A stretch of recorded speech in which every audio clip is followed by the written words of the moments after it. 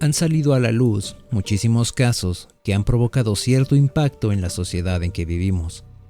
Mientras personas con mentalidades perturbadas existan, este tipo de casos seguirán ocurriendo. Este es el iceberg de casos perturbadores ocurridos en México. Si quieres más trabajos así, por favor regálame un like y deja cualquier comentario para que el algoritmo nos siga tratando bien. Comenzamos. Este acontecimiento tuvo su origen en el Centro Médico de Especialidades de Ciudad Juárez, Chihuahua, cuando en 1977, un grupo de doctores de este hospital compraron una máquina de radioterapia equipada con un dispositivo de cobalto 60, un isótopo radiactivo sintético que emite rayos gamma utilizado para tratar pacientes con cáncer. El aparato nunca fue usado y por su peso y volumen ocupaba un grande espacio en el hospital. En 1983, le encargaron a un trabajador llamado Vicente Sotelo para que se lo llevara y lo vendiera como fierro viejo. Se desmontó la máquina y en el proceso se perforó el corazón del dispositivo de cobalto. Trasladaron las piezas en una camioneta hasta un depósito de chatarra conocido como el Yonke Phoenix, donde fue vendido a distintas fundidoras para convertir el material en varillas de acero, mesas y sillas. Estados Unidos emitió una alerta debido a que se detectó material radiactivo en Nuevo México. La camioneta que transportó el dispositivo fue localizada en la colonia Altavista, donde había quedado varada durante semanas. Estaba en un área abierta y niños que jugaban en la calle y personas que pasaban por el lugar estuvieron expuestos a la radiación todo el tiempo. La camioneta arrojaba casi 1000 rads, lo equivalente a la radiación que emiten 20,000 radiografías. Cuando se trató de recuperar el material, ya había sido comprado por distintas fundidoras y maquilas. Se estima que aproximadamente 1000 toneladas de material nunca se recuperaron y pudieron ser empleadas para la fabricación de casas y muebles. La contaminación de leche en México de 1986 a 1987 ocurrió cuando fueron importadas toneladas de leche en polvo contaminadas con elementos radioactivos vendidas por el Irish Dairy Board, por sus siglas IDB, a la Compañía Nacional de Subsistencias Populares, mejor conocida como Conasupo, y su subsidiaria Liconsa. Luego del accidente de Chernobyl, entre el 4 y el 6 de mayo de 1986, Irlanda recibió una nube de radioactividad que afectó sus cosechas y el ganado. La IDB intentó comercializar 40,000 toneladas de leche contaminada deliberadamente. Tanto la Organización Mundial de la Salud como el embajador de Brasil en México, Antonio González de León, advirtieron que el cargamento ofrecido antes a Brasil contenía partículas radioactivas de cesio-137. El presidente de México de aquel entonces era Miguel de la Madrid Hurtado. Fue hasta 1995 cuando se dio a conocer el caso gracias a una organización llamada Grupo de los 100, y solo así el gobierno aceptó que Conasupo fue negligente al importar la leche contaminada, ya que no solo contaba con información suficiente para saber de la contaminación, sino que contaba con otros proveedores de leche sin contaminación por el mismo precio. La leche que ingresó al país en 1987 fue devuelta al importe de su costo. En México se ha creado una percepción de que ocurren más sismos en septiembre, mes en el que han ocurrido los temblores que han dejado más daños en la Ciudad de México, específicamente en 1985 y 2017, años en que sí hubo muertos por los movimientos telúricos. Los sismólogos e ingenieros de la UNAM han salido a desmentir las percepciones erróneas sobre los sismos en México durante septiembre, basándose en los registros del Servicio Sismológico Nacional recopilados a lo largo de la historia. Enfatizaron que la creencia de que México tiembla más en este mes se desvanece cuando se considera una escala mucho más amplia que la perspectiva humana. El Servicio Sismológico Nacional explicó que México se encuentra en una zona de alta sismicidad debido a la interacción de 5 placas tectónicas: la placa de Norteamérica, la de Cocos, la del Pacífico, la de la Ribera y la placa del Caribe. Esta combinación de placas en constante movimiento es la responsable de la actividad sísmica en el país. Este libro fue todo un éxito, y la historia de la casa más embrujada de México comenzó a ser conocida. La leyenda cobró más fuerza cuando el pseudo investigador Carlos Trejo aseguró que descubrió que el inmueble estaba construido sobre los restos de un supuesto cementerio de monjes. El libro ha sido criticado por sus errores de ortografía, sintaxis y contradicciones, pues incluso se comprobó que algunas de las personas que habían muerto según la historia estaban vivas o habían fallecido por enfermedades comprobadas, y no bajo extrañas circunstancias como en el libro se indica. En el 2007 fue noticia cuando una mujer de apellido Avilés acusó a Trejo de utilizar unos documentos con fines de lucro, por lo que las autoridades cumplieron con una orden de aprehensión y lo llevaron al reclusorio norte antes de que pudiera salir bajo fianza. Actualmente, Carlos Trejo se encuentra en el foco público y usuarios en internet se han encargado de catalogarlo como un mitómano compulsivo por sus polémicas y declaraciones inverosímiles, que van desde que en alguna ocasión logró ingresar al Área 51, ya que las autoridades americanas se lo habrían permitido, hasta que hace poco se hizo amigo de Ringo Starr, luego de que investigara todo lo relacionado al fantasma de John Lennon, pasando obviamente por su actual trabajo de charlatán cazafantasmas. La criptozoología puede ser entendida como el estudio de animales hipotéticos que permanecen ocultos, es decir, aquellos animales que aún no han sido incluidos plenamente en el conocimiento científico. A estos animales se les conoce como críptidos. En México existe una lista de críptidos que formaban parte de la cultura popular. Los chaneques son criaturas que provienen de los mexicas. Quizás pienses que estos seres son muy parecidos a los duendes, porque estos son conocidos por tener una apariencia de niños, hacer bromas como esconder tus cosas e incluso pueden llevar a que una persona se pierda. El nahual se le describe como un brujo capaz de transformarse en un animal. Algunos creen que estas personas que son capaces de optar la apariencia de un animal buscan comprender simplemente el mundo antiguo de los dioses, y probablemente el críptido mexicano más conocido a nivel nacional es el chupacabras, que durante el año 1996 muchas veces aparecían animales de ganado muertos, sin rastro de sangre u órganos. En su mayoría eran vacas, ovejas y cabras. Esto provocó que se empezaran a crear leyendas urbanas y que algunos aseguraban que se trataba de un lobo o algún tipo de murciélago. Sin embargo, esas hipótesis se han descartado, y lo más razonable que se ha dicho sobre este ser es que probablemente se traten de coyotes que viven en las zonas de Sonora y Puebla. Por los aspectos fantásticos que engloban la aparición de estos seres, la criptozoología no se ha tomado en cuenta como una ciencia como tal, pues muchas personas toman estos temas como algo de entretenimiento pasando por historias de terror. Atroz es una película mexicana del género metraje encontrado y gore que retrata la historia de 2 asesinos seriales a quienes les son confiscadas unas cintas de video tras ser detenidos por causar un accidente de tránsito. Tales cintas contienen asesinatos brutales que muestran la maldad humana, así como los antecedentes, parafilias y la psique de estos sujetos. El director de la película, Lex Ortega, la ha nombrado como la película más grotesca y violenta en la historia del cine mexicano. No está de más mencionar que este filme seguramente encantará a aquellos fanáticos de sagas como El Cien Pies Humano, Guinea Pig o A Serbian Film, pues Atroz no carece de este tipo de contenido. Atroz no es una buena película, y no solo por la violencia que muestra, pudiendo incluso ahorrarse un poco de esta con tal de contar una mejor historia.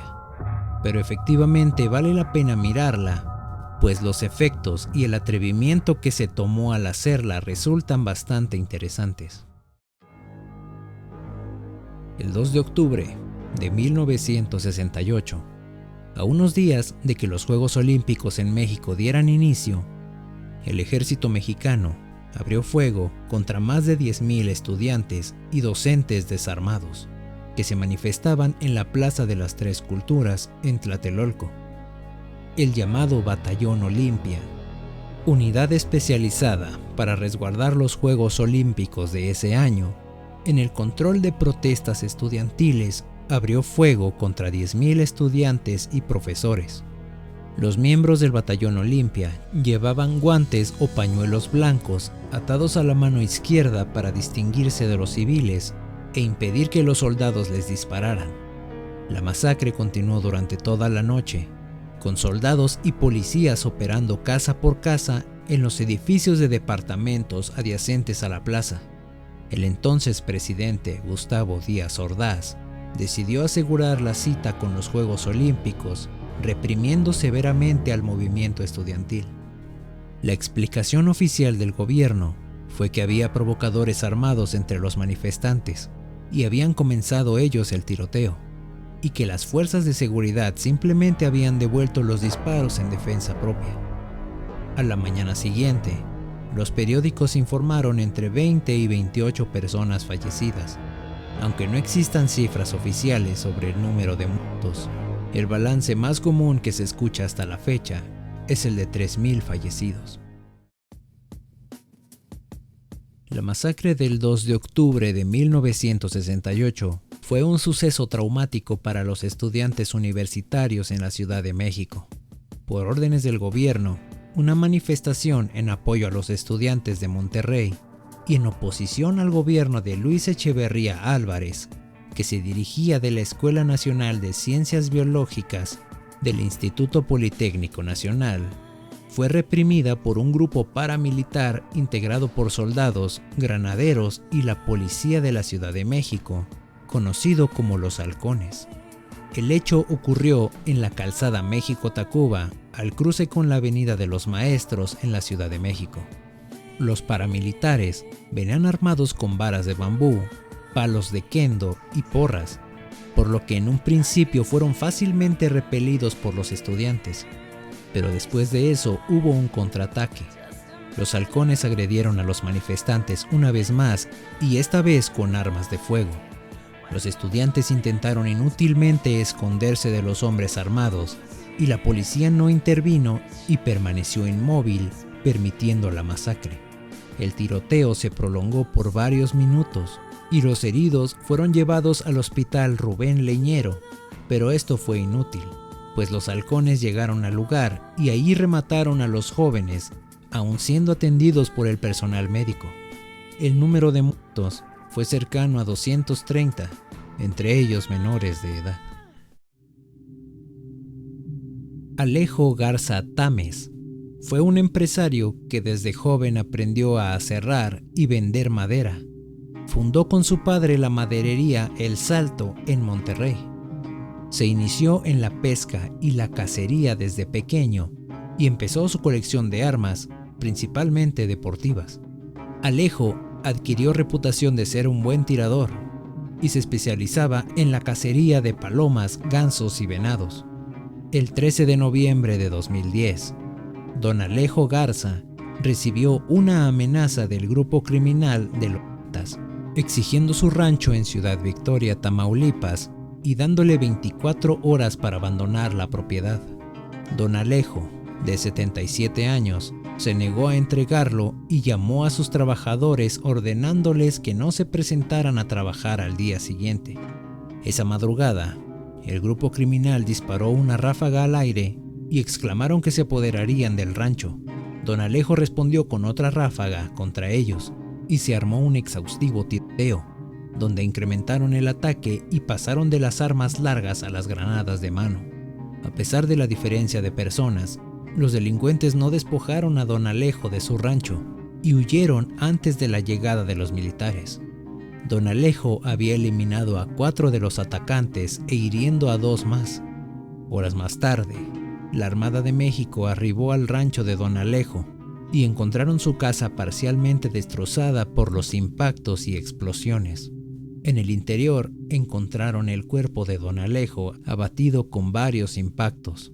Don Alejo Garza Tames se convirtió en noticia por morir heroicamente. Ángel Ordóñez, de 21 años, era un popular locutor chihuahuense que estaba a cargo de 2 programas en la estación de radio La Nueva, en el 88.5 FM, en su programa El Mañanero, en el que contaba chistes y hacía caracterizaciones de personajes y hotline, donde trataba temas comunes de los jóvenes. María Isabel Márquez, una joven estudiante de 15 años, sostenía una relación sentimental y enfermiza con el locutor, pero a causa de los excesivos celos por parte de él, la joven decidió terminar la relación. Esta decisión afectó tanto a Ángel que no pudo controlar su enojo, lo que le llevó a comentar al aire en El Mañanero el crimen que cometería horas más tarde. El 30 de agosto de 2010, acudió al Centro de Educación Artística, lugar donde estudiaba la joven María Isabel, y la forzó a ir con él por última vez a su departamento. Fue en este lugar donde la chica le dijo que ya no quería continuar con su relación, a lo que Ángel respondió a obligarla a grabar un video suicida después de violarla. Ella se negó y Ángel empezó a golpearla brutalmente para después estrangularla con un cable, acabando con su vida. Ángel practicó la necrofilia con ella y posteriormente ingirió pastillas para intentar terminar también con su vida. Dado que no lo logró, decidió llamar al número de emergencias. Hoy, la promesa de la radio, como lo llegaron a llamar algunos, enfrenta una condena de 30 años de prisión por los delitos de homicidio calificado agravado y violación agravada desde febrero de 2011. En redes sociales, se comenzó a difundir una fotografía en la que aparecen algunas empleadas de la tienda Coppel entre humo con miradas de desesperación. Esta imagen es una recreación que se hizo de un incendio que ocurrió en una de las tiendas Coppel en Culiacán, Sinaloa, el 10 de noviembre de 2010. Las empleadas se encontraban realizando un inventario en la tienda a las 10 de la noche, cuando el fuego se inició por un cortocircuito, y aunque intentaron escapar del lugar, la tienda se encontraba cerrada por fuera con candados. La única persona que tenía las llaves era el gerente, quien había abandonado el sitio horas antes. Desesperadas, las mujeres intentaron resguardarse en el baño de la tienda y posteriormente comenzaron a hacer llamadas para despedirse de sus familiares. Al momento de que los bomberos llegaron al lugar, no sabían que había personas adentro, sino horas después, ya que se les notificó tarde que había personas atrapadas y tuvieron problemas para romper las cortinas metálicas de seguridad. Finalmente encontraron a las mujeres abrazadas y calcinadas.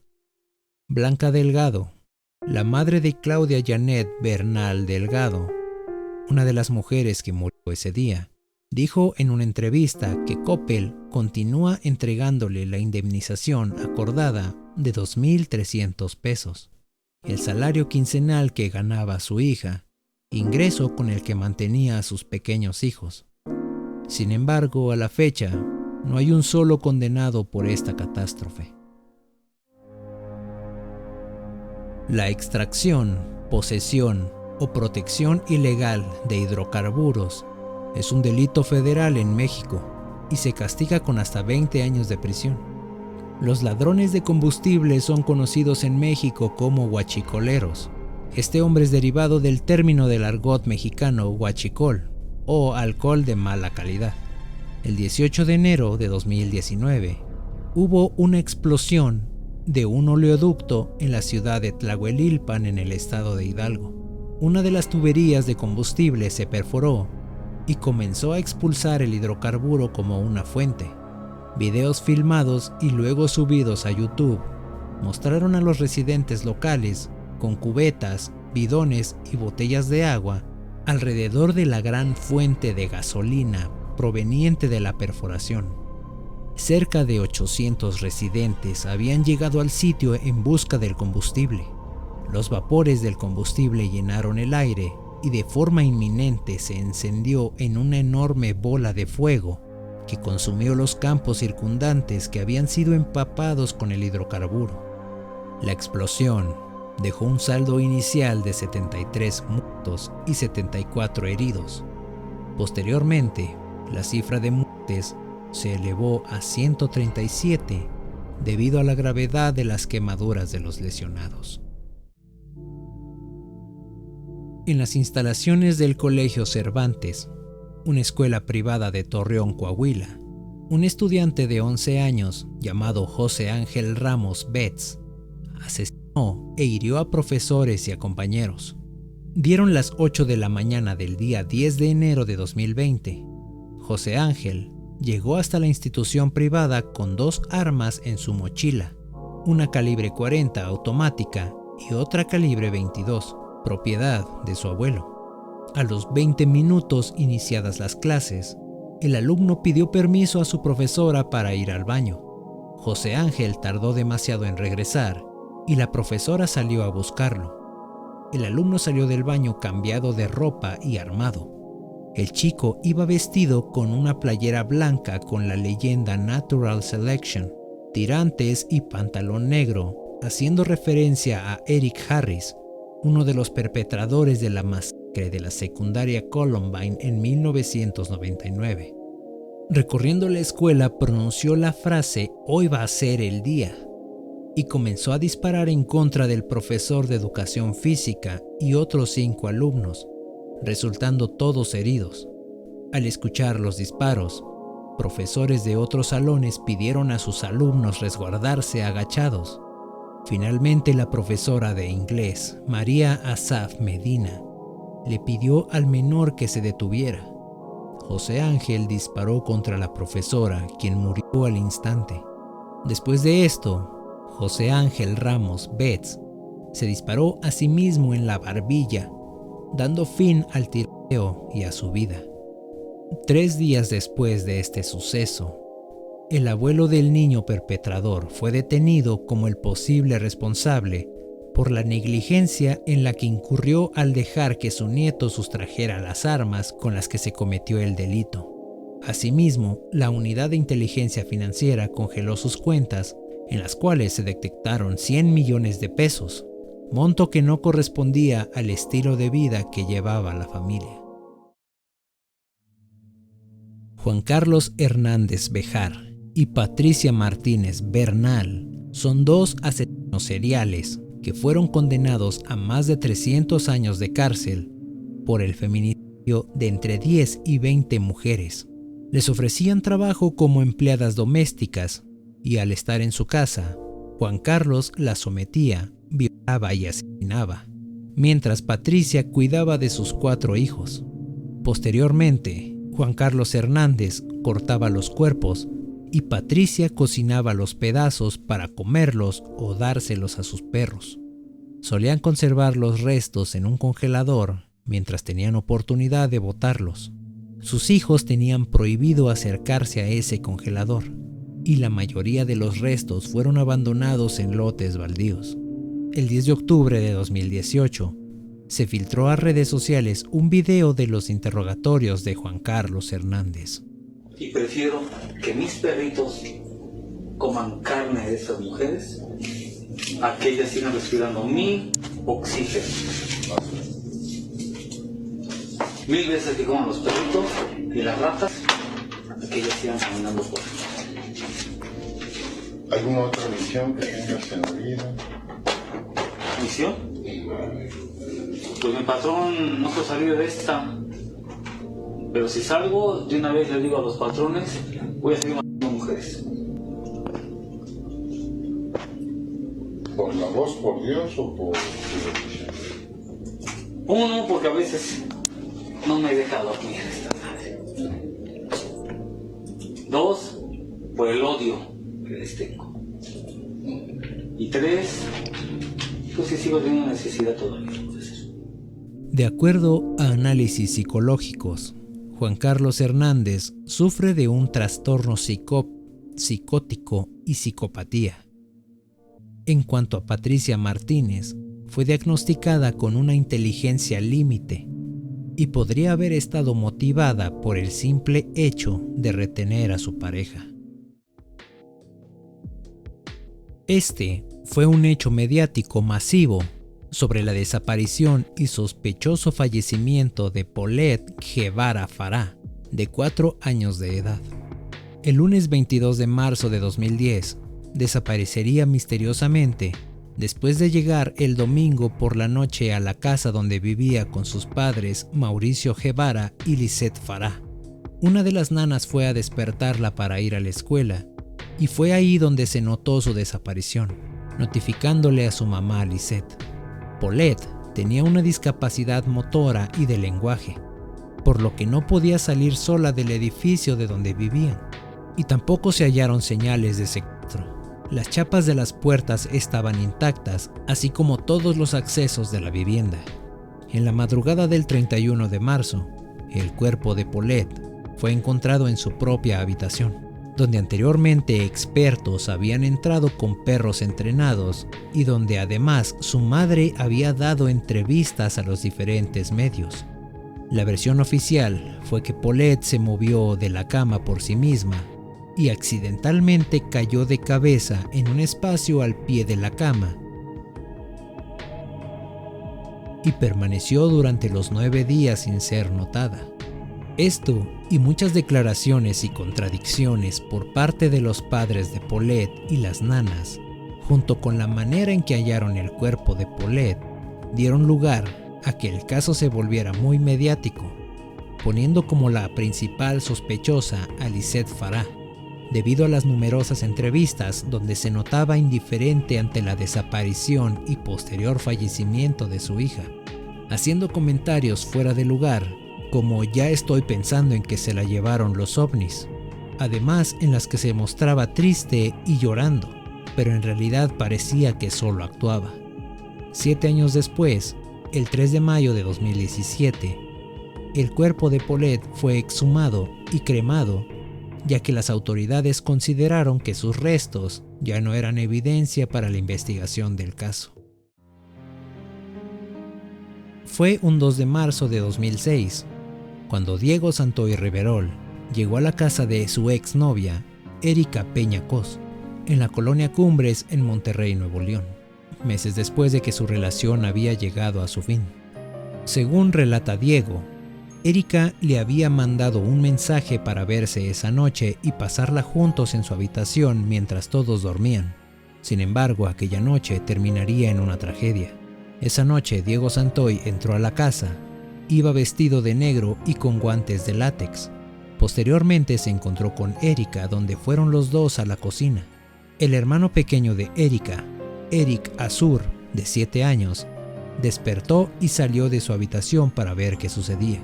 Según la versión de Diego, Erika se enojó con su hermano menor Eric por haber mojado la cama esa noche, lo cual iba a provocar que su madre la reprendiera por no asegurarse de que el pequeño fuera al baño antes de dormir. Ella le pidió a Diego que lo sostuviera, mientras ella lo apuñalaba con un cuchillo hasta dejarlo inconsciente en el suelo. Tiempo después, la empleada doméstica de la familia, Catalina Bautista, quien en ese momento estaba dormida con la hermana menor de Erika, María Fernanda, de 3 años, intentó socorrer al niño después de ver lo que sucedió, pero fue sometida y amordazada por Diego, quien la encerró en un baño. Erika tenía en sus manos a su pequeña hermana y le dijo que iba a enseñarle a jugar al perrito. Erika tomó una cuerda de un cortinero y con esa cuerda, en modo de correa, estranguló a su hermana. Después, Diego afirma que Erika le había presionado para que la golpeara en la cabeza con un martillo, pero como no pudo hacerlo, le encajó el mismo cuchillo con el que había asesinado a Eric en el cuello. Diego escapó de la residencia, secuestrando a la trabajadora doméstica, a quien encerró en el maletero de un automóvil para más tarde liberarla. Por su parte, Erika Peña Cos menciona en su versión que Diego había llegado a su casa y empezó una discusión con ella que hizo que sus pequeños hermanos se despertaran y fueran a ver qué estaba sucediendo, y que en un ataque de ira atacó a los niños y después a ella, para luego secuestrar a la trabajadora doméstica Catalina. Diego Santoy fue detenido en Oaxaca cuando intentaba escapar a Guatemala. Inicialmente, Diego fue condenado a 138 años de prisión. Sin embargo, su defensa apeló y logró una reducción a 71 años. Al día de hoy, Diego Santoy Riverol permanece en el penal de Cadereyta y su defensa continúa buscando reducir su sentencia, ya que mucha evidencia señala que Erika también fue cómplice del delito, aunque esto no ha sido probado. Se trata de Jorge Antonio Iniestra Salas. Este hombre recibió una sentencia de 241 años de prisión por 2 homicidios, secuestro, violencia intrafamiliar, entre otros delitos. En 2004 conoce a Clara Tapia Herrera. Ella era madre de Rebeca, Ricardo y Gabriela, quienes en ese momento tenían 12, 13 y 14 años respectivamente. Se dedicaba a la conserjería en la escuela primaria Manuel Tello, en la alcaldía Iztapalapa. Después de conocerse, Jorge Antonio empezó a vivir con ellos en la conserjería de la escuela y comenzó a tomar el completo control de la familia, y por medio de amenazas y mentiras, hizo que los hijos de Clara dejaran los estudios y después sedujo a Rebeca y a Gabriela de 12 y 14 años. Jorge Iniestra de alguna manera convenció a Clara de que ella y sus hijas fueran sus mujeres. El sujeto mantenía relaciones sexuales con las adolescentes y la madre, mientras que el hijo de Clara, Ricardo, era obligado a observar todo. Ricardo dormía fuera de la conserjería con su madre, mientras que Jorge Antonio dormía adentro con las hijas de Clara. Según testimonios, todo esto era obligado por Jorge Antonio Iniestra y concientizado por la misma madre, Clara Tapia. Después de casi un año de confinación y abusos de Jorge Iniestra, Rebeca quedó embarazada. Luego de que Rebeca dio a luz a su hijo, Jorge intentó abandonarlos. Clara Tapia ofreció su sueldo y a sus hijas con tal de que no la abandonara. Después de esto, Jorge Iniestra obligó a Clara a separarse de sus hijas y se mudan a la casa de su madre en la alcaldía Iztapalapa, ubicada en la calle 11 de la colonia Renovación. El lugar tenía apenas 12 metros cuadrados, con las paredes en mal estado, un colchón sucio y sin sábanas, un pequeño refrigerador y una mesa con una parrilla. Ahí Iniestra retuvo a las 2 hijas de Clara en cautiverio por 5 años, sufriendo toda clase de abusos y humillaciones. Las hijas nuevamente quedaron embarazadas del sujeto y dieron a luz en ese mismo lugar. La obsesión de Jorge Iniestra por tenerlas en completo aislamiento fue tal que un día Rebeca se asomó por la única ventana que había en el inmueble y con una gran furia, Iniestra la atacó con un tubo hasta dejarla sin vida. Iniestra intentó revivirla colocando a la hija de Gabriela, Ashley, de 3 meses de nacida, en el pecho de Rebeca, pero en este torpe intento, la bebé falleció asfixiada. Después de esto, Jorge Antonio metió los cuerpos en bolsas de plástico y los escondió bajo la cama donde todos dormían, escondiendo el olor con cal.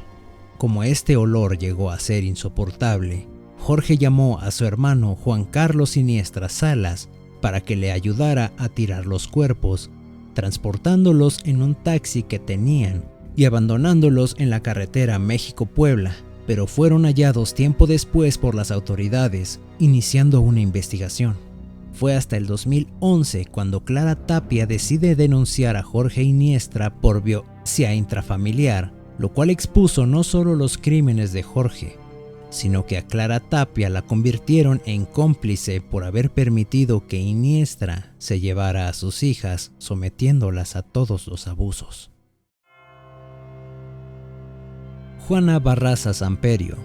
nació el 27 de diciembre de 1957 en el estado de Hidalgo, siendo hija de Trinidad Barraza Ávila y Justa Samperio.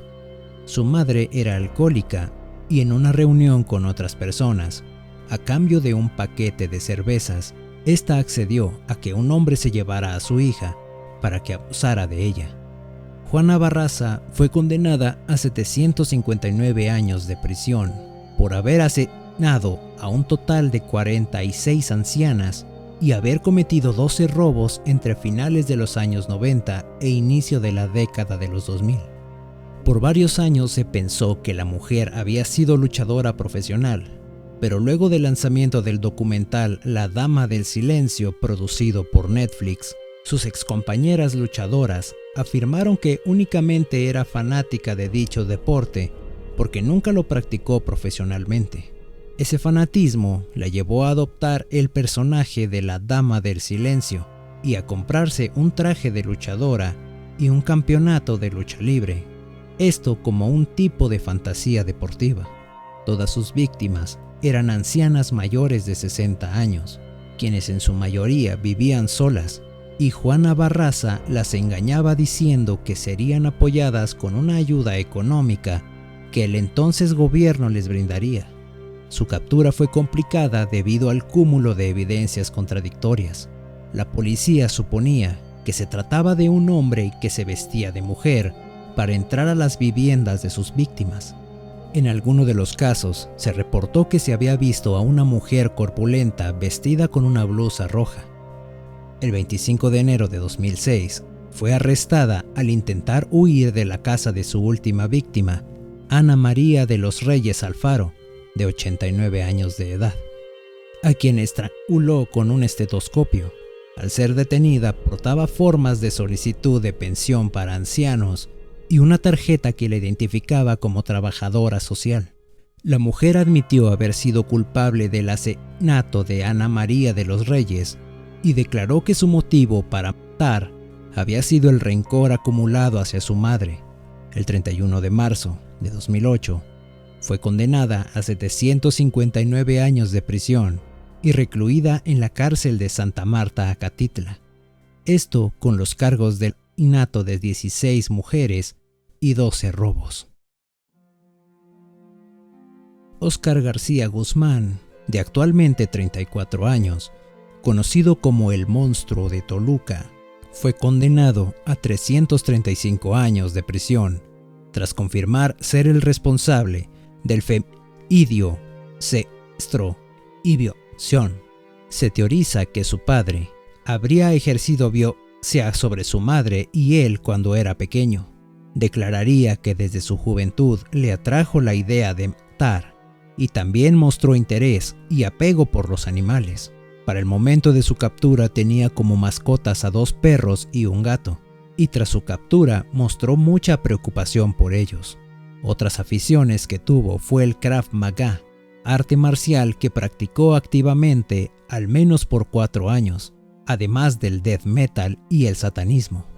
Óscar García estudiaba psicología en la Unitec y las historias de asesinos seriales serían de su interés, a quienes dijo admiraba por su inteligencia. Durante los años 2012 y 2019, Óscar García había secuestrado, torturado y asesinado a Adriana González Hernández, de 27 años, a una mujer identificada como Mónica Chávez y al padre de esta, a Marta Patricia Nava, de 25 años, y la última víctima, Jessica Guadalupe Jaramillo, de 23 años, quien desapareció en octubre de 2019, después de salir de su casa en la colonia 5 de Mayo en Toluca de Lerdo. La familia de Jessica acudió a casa de Óscar en varias ocasiones, y él siempre negó haberla visto y terminó amenazándolos para que dejaran de molestarlo. Varios miembros de la familia de Jessica se plantaron fuera de la casa durante 4 días. Legalmente la policía no podría entrar sin una orden de cateo, pero esta tardó días en llegar, pese a que la familia aseguró que llegaron a ver a Jessica a través de las ventanas de la casa. Al final llegó la orden, pero ese mismo día, Óscar salió de su casa y ya no regresó. Cuando la policía entró al domicilio, se encontraron con el cuerpo de Jessica en el baño. En sus redes sociales, Óscar se burlaba de las autoridades, retándolas a atraparlo y exigía saber el paradero de sus mascotas. Las investigaciones en contra de Óscar García Guzmán han arrojado que su primer víctima fue su propio padre, a quien habría asesinado en el 2006, cuando solo tenía 16 años de edad. Cabe mencionar que esta información salió a la luz gracias a una llamada telefónica con su madre que escucharás a continuación. ¿Qué onda? ¿Qué onda? ¿Cómo estás, hijo? Pues, no, yo no importo. Oye, ¿mis mascotas? Ahí están, nada más que ahorita mañana voy a ir primero contigo porque creo que tienes audiencia, ¿no? Ay, no, yo ya... Mira, mis 3 opciones son estas. Ajá. Escúchalas. Sí. Pero no sientas gacho. Ajá. Hay de 3 sopas, o me matan, o me suicido, o muero aquí de viejo, pero es lo único que hay para mí, ¿va? Ay, hijo. Es lo que hay. Uh-huh. O sea, no sé si te enseñaron la grabación y todo, o sea, todo lo que dije, pues sí es neta. O sea, no, ¿para qué te miento? O sea, ¿para qué te choreo? Uh-huh. O sea, si yo maté a papá, yo maté a la hermana de tu novio, pero digo, sí me la estoy pasando gacho, pero pues, o sea, es lo que es. No, pues también soy un asesino, tampoco es como para que me la esté pasando chido. Platiqué con la de los perros y ya nada más voy a ir a verlos para que ya... ¿Quién es la de los perros? Pues ahorita bueno, voy a ir a buscarla. ¿Mande? Mis perros, ¿quién los tiene? Ahorita me dijeron que tienen al Gronda hasta allá, no me acuerdo en qué, ¿cómo le dicen? Donde cuidan perros, pues. ¿Pero está lejos? No sé, porque voy a ir, pero mañana voy contigo y el miércoles voy, ya tomos también, ya me los enseñaron también los perros para tramitar las visitas, para irte a ver tus cosas, que te voy a... No quiero que me hagas así, no manches. Pero no estás golpeado nada. ¿Golpeado? No, y si me golpean, no te preocupes, no pasa nada. Si te llegan a decir que se suicidó en la celda, no pasa nada. Si te llegan a decir que lo descuartizaron, no pasa nada. No, hijo, no me digas eso, no me digas. Vida. Ya me tengo que ir, pues, te cuidas. Hijo, te quiero mucho, yo también te quiero mucho, mucho. Chale, hijo, tú me haces sentir más, a todo es que me quieres. Yo siempre te he querido, hijo, y te voy a querer siempre, y lo he dicho. A mí me importa lo que haya pasado, yo siempre te voy a querer, es mi hijo, y te voy a querer siempre, siempre. Escúchalo, siempre. Pues te dejo, ¿va? Papacito. Y de todos modos, mañana, primeramente, Dios, allá te caigo, ¿va? Te cuidas, bye. Sí, órale, papi, cuídate. Óscar García Guzmán fue capturado tras permanecer prófugo por poco más de un mes, el 6 de diciembre de 2019, en la Avenida de los Maestros, Colonia Casco de Santo Tomás, en la Ciudad de México. El 6 de mayo de 2002, a pleno mediodía, las maestras del Jardín de Niños Gabriela Mistral en Ecatepec daban indicaciones para iniciar la ceremonia de honores a la bandera. Cada lunes, los pequeños alumnos tomaban la calle ante la falta de espacio en las instalaciones del kinder. En esa mañana, José Luis Nieto Ávila salió de su domicilio en su camioneta. Conforme a las investigaciones, se dio a conocer que el conflicto entre los profesores y José Luis tenía una historia de 3 años, mismos que transcurrieron entre amenazas y reportes a las autoridades. La camioneta se acercó al lugar donde estaba el alumnado y las maestras, y la puerta del vehículo se abrió. José Luis Nieto Ávila descendió y se dirigió a una de las maestras para amenazarla con aventarles el vehículo si no lo dejaban pasar.